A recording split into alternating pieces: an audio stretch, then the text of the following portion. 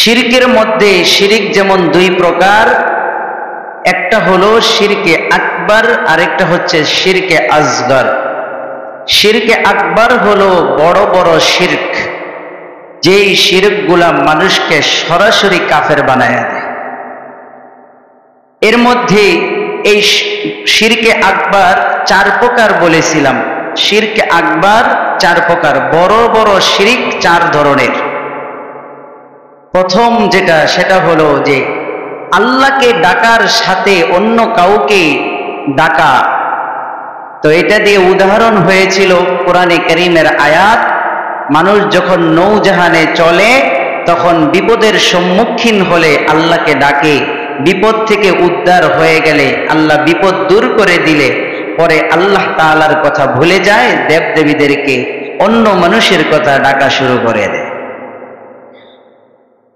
এরপরে দ্বিতীয় নম্বর প্রকার হলো যে শিরকুন নিয়া ওয়াল ইরাদা, পার্থিব জিন্দেগি হাসিল করার জন্য নেক আমল করা।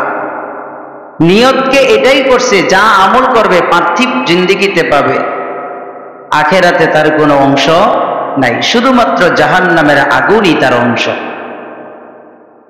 তৃতীয় নম্বর প্রকার হলো শিরকুত তাআ, আনুগত্যের ক্ষেত্রে শিরিক করা।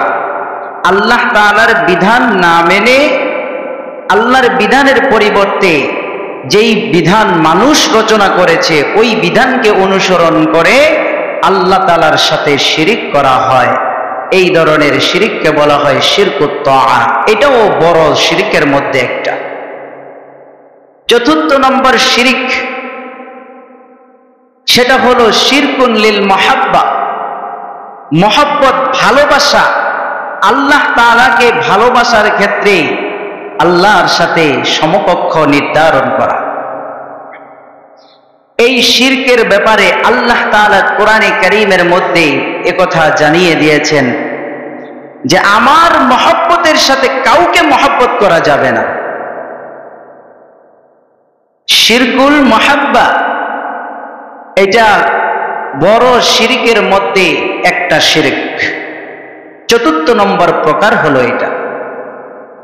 এই ব্যাপারে আল্লাহ তাআলা বলেন, وَمِنَ النَّاسِ مَن يَتَّخِذُ مِن دُونِ اللَّهِ أَندَادًا يُحِبُّونَهُمْ كَحُبِّ اللَّهِ। কিভাবে আল্লাহ তাআলার মহব্বতের সাথে